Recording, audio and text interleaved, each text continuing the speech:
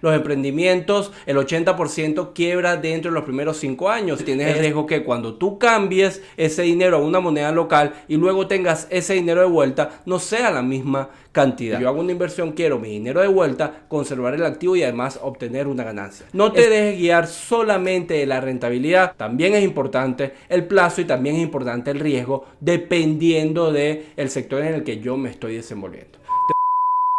Cuando tú eres un emprendedor son muchos los aspectos que tienes que tomar en cuenta a la hora de decidir si la inversión que quieres llevar adelante es rentable. Y esto hay que enfocarlo desde múltiples ángulos para poder tomar la mejor decisión. Ahora, financieramente hay 3 aspectos que son esenciales y que tienes que tomar en cuenta a la hora de evaluar tu inversión, por dónde comenzar y lo que va a determinar si realmente eso que tú vas a hacer es acorde, es rentable y financieramente sostenible en el tiempo. Ya lo hemos hablado en varias ocasiones que la sostenibilidad en el tiempo es esencial. Los emprendimientos, el 80% quiebra dentro de los primeros 5 años, es decir, dentro de los primeros 5 años desaparecen. Y esto no es un dato menor. Cuando tú quieres abrir un negocio, quieres que permanezca por más de 5 años. Y uno de los aspectos importantes es el financiero. De eso es lo que te voy a hablar hoy en este nuevo episodio del Tiempo es Dinero. Te voy a explicar financieramente cuáles son esas cosas que tienes que tomar en cuenta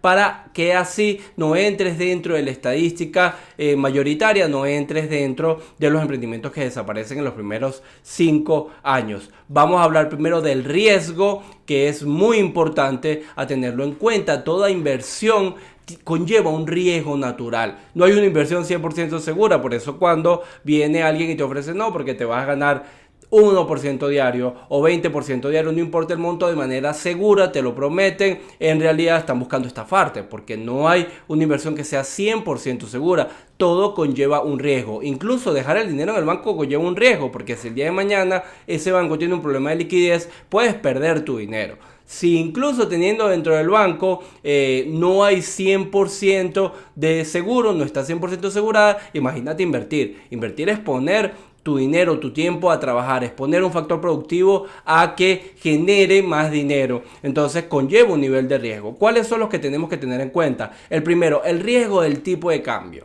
Esto sobre todo si vives en un país latinoamericano. Es decir, si yo tengo un ahorro en dólares y ese ahorro en dólares lo voy a cambiar a, no sé, a bolívares, a pesos argentinos, pesos chilenos, tengo el riesgo que cuando tengo otra vez ese dinero de vuelta, el tipo de cambio no sea el mismo y por lo tanto mi dinero en dólares sea devaluado. Si tú vives en un país latinoamericano o un país diferente al dólar, siempre tienes latente el riesgo del tipo de cambio y por lo general las personas no lo toman en cuenta, pero es muy importante.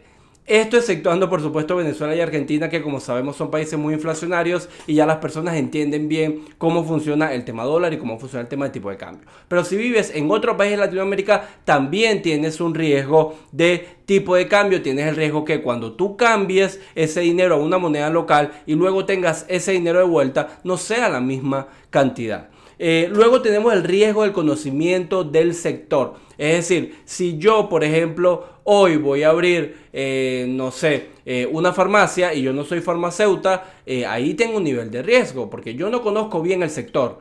No quiere decir que no inviertas, no quiere decir que no puedas aprenderlo, pero tienes un riesgo natural de conocimiento del sector. Y esto es muy importante tenerlo en cuenta. Yo siempre les digo, no inviertan en lo que no conozcan, que no quiere decir que no invierta en general, porque tú siempre puedes aprender.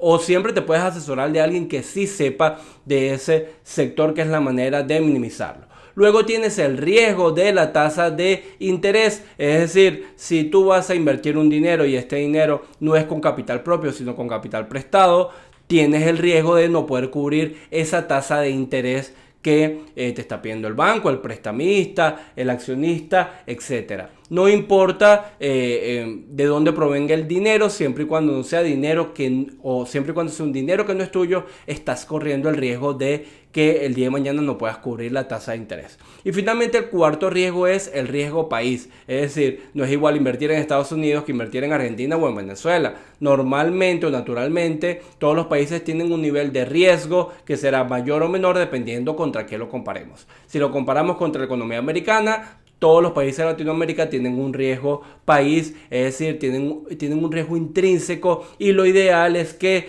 la inversión pueda cubrir ese riesgo que tú estás llevando en ese momento. Entonces repetimos 4 tipos de riesgo. Tienes el riesgo del tipo de cambio, tienes el riesgo del conocimiento del sector, tienes el riesgo de la tasa de interés y tienes el riesgo país. ¿Cuál es la finalidad? Bueno, tratar de disminuir cada uno de estos riesgos. No lo vas a suprimir por completo, sino en realidad lo vamos a tratar de minimizar. ¿Cómo disminuimos el riesgo del tipo de cambio? Tratando de tomar decisiones financieras inteligentes. Es decir, si yo voy a hacer una inversión de $10,000, por ejemplo, y 7,500 es para la inversión y 2,500 de capital de trabajo, yo no voy a el día de mañana cambiar los $10,000.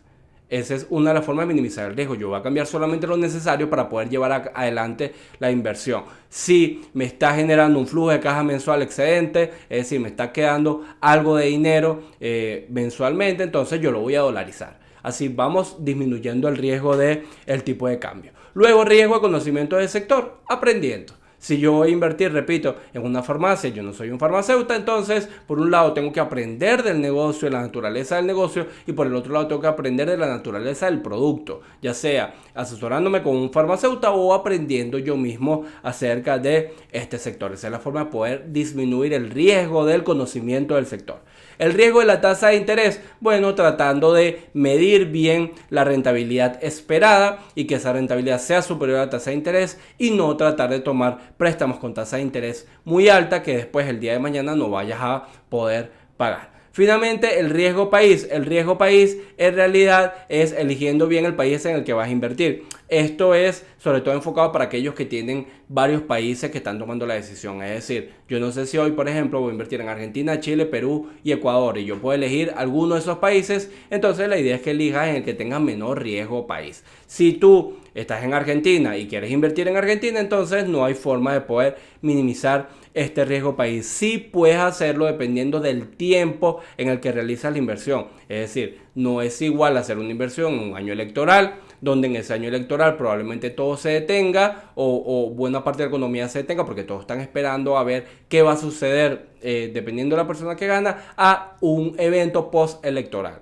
Ahí puedes disminuir un poco la volatilidad de ese riesgo que te da el país. Una vez definidos los riesgos, el segundo aspecto financiero importante que tienes que evaluar es el plazo. El plazo es el tiempo en el que yo estimo recuperar mi capital. Recordemos que cuando yo hago una inversión quiero mi dinero de vuelta, conservar el activo y además obtener una ganancia. Ese es mi objetivo como inversionista dentro de la economía real. Recordemos que todo lo que estamos hablando acá es la economía real, es decir, a la producción, comercialización o emprendimiento de bienes y servicios que aumentan el valor agregado de la economía. No estamos hablando de la economía financiera, sino dentro de la economía real. Yo quiero conservar mi activo, quiero recuperar mi plata. Si yo puse $1,000, yo quiero $1,000 de vuelta, seguir conservando el activo y además obtener una ganancia. Pero estos plazos hay que medirlos muy bien, porque por lo general en los países latinos, como entendemos que hay un riesgo mayor, entonces queremos exprimir los plazos, es decir, queremos recuperar el capital lo más rápido posible.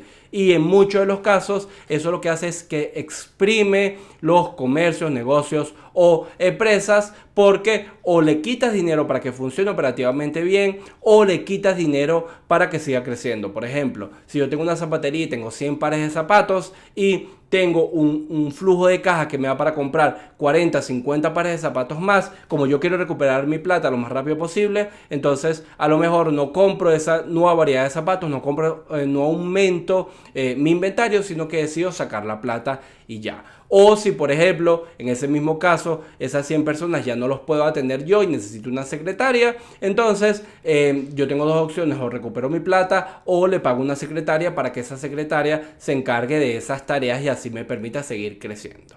Entiendo el hecho de, y es lógico que en Latinoamérica queremos recuperar nuestra plata lo más rápido posible, pero hay que entender que acortar los plazos implica que el negocio sufra más. Todavía estamos hablando del tema operativo, pero otra de las formas con la que yo puedo acortar los plazos es subiendo los precios. Si yo tengo un mayor margen de producto, voy a poder obtener una mayor ganancia, pero este mayor precio de producto probablemente me permita competir menos, sobre todo si estamos hablando del comercio, que es lo que más sucede en América Latina, específicamente en Venezuela o en Argentina. Si yo estoy comercializando algo y yo le aumento los márgenes para poder sacar mi plata lo más rápido posible, entonces quizás el crecimiento en venta sea mucho más lento, que es de las cosas que pasan.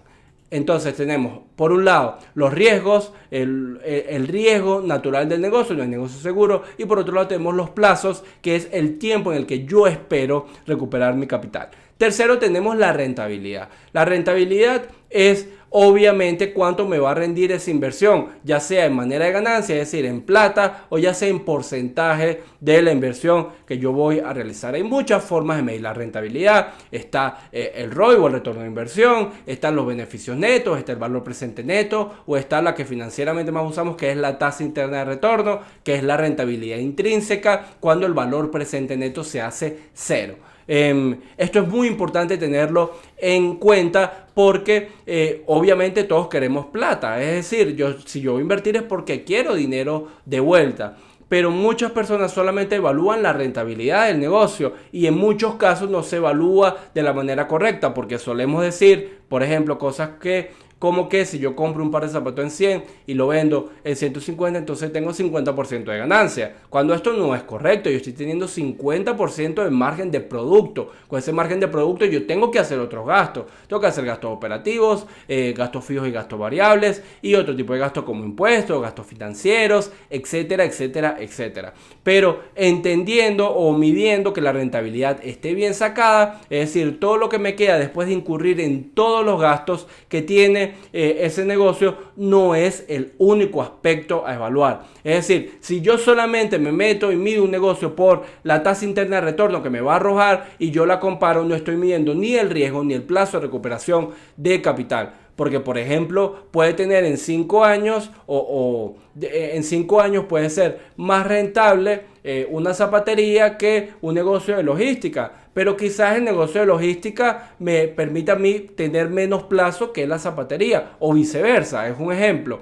No solamente evaluamos la rentabilidad cuando estamos evaluando una inversión. Tenemos que tomar en cuenta otros aspectos y obviamente también de otros rubros, pero financieramente son 3. La primera o el primero esencial es el riesgo del sector, el riesgo que me da a mí invertir en ese negocio. El segundo es el plazo, el tiempo en el que yo voy a recuperar mi capital y además voy a obtener una ganancia pensando en conservar el activo, que es muy importante. Y el tercero es obviamente la rentabilidad. No te dejes guiar solamente de la rentabilidad. Punto muy importante y muy esencial, porque por lo general es por donde todos nos hace y agarramos y nada, vamos a ganar $1,000 mensuales acá, voy a tener este nivel de ingresos recurrente, este flujo de caja todos los meses. No, también es importante el plazo y también es importante el riesgo dependiendo del sector en el que yo me estoy desenvolviendo. Te doy muchísimas gracias por ver este episodio del Tiempo es Dinero, espero que te haya gustado y nos veremos en el siguiente.